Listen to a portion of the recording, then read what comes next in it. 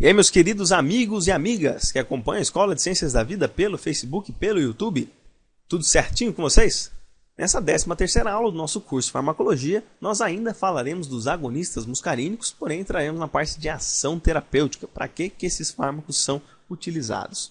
Então vamos dar uma olhadinha aí nos tópicos, que a gente vai ver um pouco da potência farmacológica nos órgãos-alvos que são estimulados pelos agonistas muscarínicos, e vamos mostrar aí os potenciais usos terapêuticos que esses fármacos apresentam aí na terapêutica atual.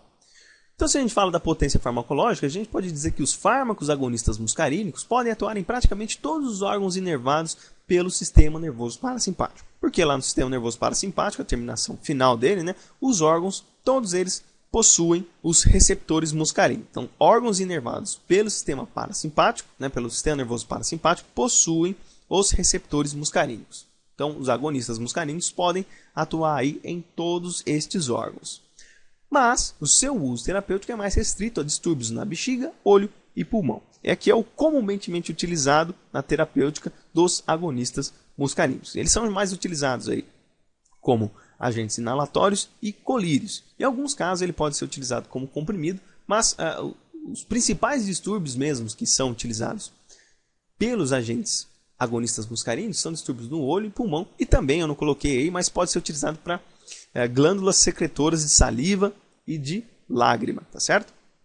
E se a gente dá uma olhadinha aqui nessa tabela, a gente consegue ver a potência relativa de cada fármaco, incluindo aqui a acetilcolina, em diferentes sistemas, Nós temos o sistema cardiovascular, o trato gastrointestinal e a bexiga, e também aqui o olho utilizado como via tópica. E só para a gente mostrar que a acetilcolina e a metacolina, elas têm um efeito muito mais pronunciado na parte cardiovascular do que nos outros órgãos aqui. Já o carbacol, betanicol e pilocarpina, eles têm os efeitos mais pronunciados no trato gastrointestinal, na bexiga e no olho, ao invés dos efeitos cardiovasculares. E esse ponto aqui, ele pode dizer para a gente, quais os pontos que esses fármacos podem apresentar aí possíveis efeitos adversos quando se utiliza eles. Mas também pode se apresentar os efeitos potenciais terapêuticos, quando se trata de determinada doença aí que esses fármacos são utilizados.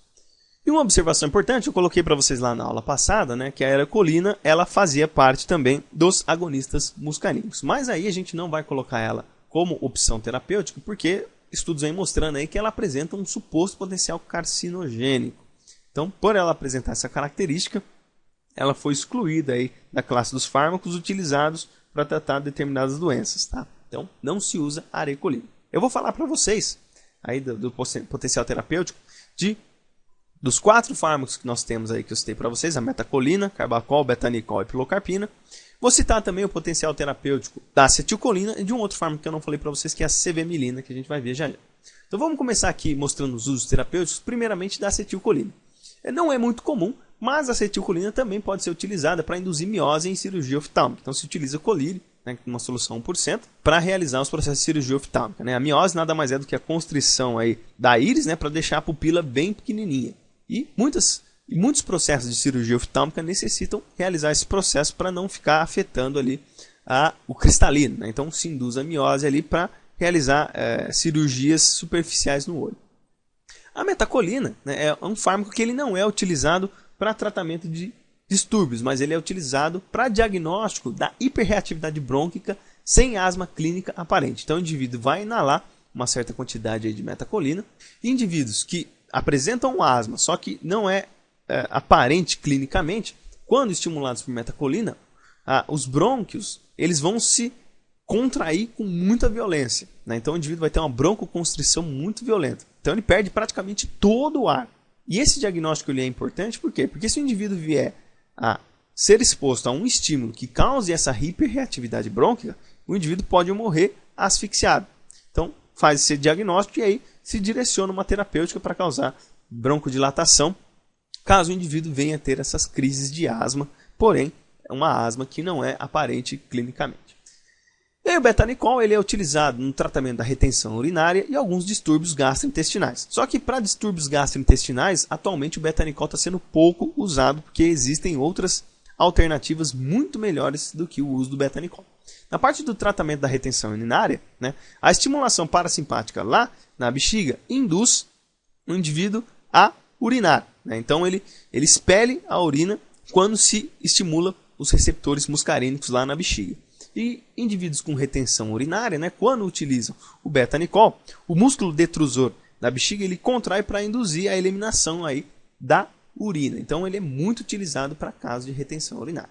Nos distúrbios gastrointestinais, o betanicol ele era muito utilizado aí como condição pós-cirúrgica do trato gastrointestinal para estimular o peristaltismo, e ele também era utilizado como agente para tratar o refluxo gastroesofágico, né? Porque o refluxo gastroesofágico nada mais é do que o retorno do ácido que está no estômago para o esôfago. E isso discorre pelo fato de que a cárdia, ou o esfíncter inferior do esôfago, ele tem dificuldades em contrair, ele tem dificuldades em fechar. Então ele fica semi-aberto e o ácido que está no estômago ele pode voltar para o esôfago, causando a queimação.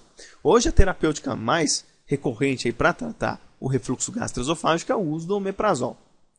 O carbacol ele é muito utilizado no tratamento do glaucoma e na indução de miose em cirurgia oftálmica. Ele também pode ser utilizado para isso. Então é estilado uma solução a 0,01 a 3% no olho para causar a miose no indivíduo. E o glaucoma, para quem não sabe, é uma doença que aumenta a pressão intraocular por dificuldade de drenagem do humor aquoso pelo canal de Schlemm.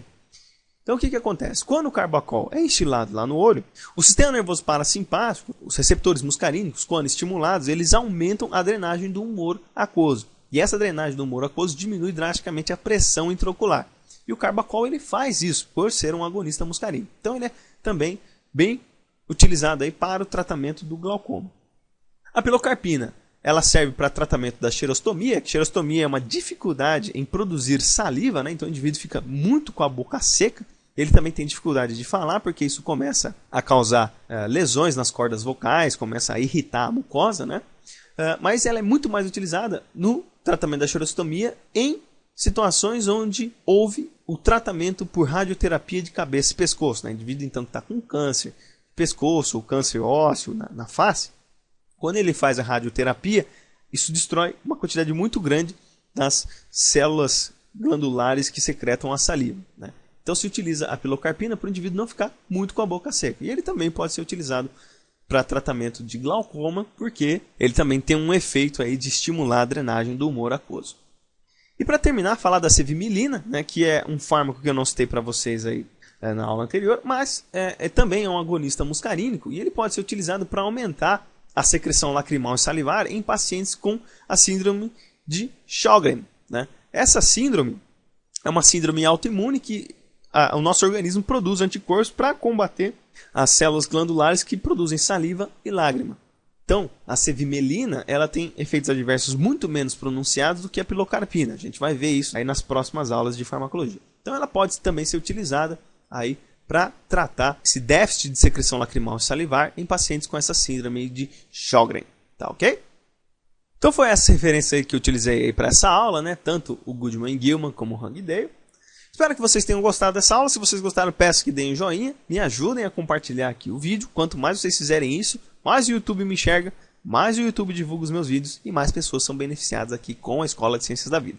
Se vocês quiserem participar, se inscrevam aqui no canal e participem lá do grupo e da página da Escola de Ciências da Vida no Facebook. Tem o meu Facebook particular, se vocês quiserem me adicionar também pode. Todas as informações, como sempre, estão aqui no descritivo desse vídeo, beleza? Então é isso aí, pessoal. Forte abraço a todos, fiquem com Deus e até a próxima aula.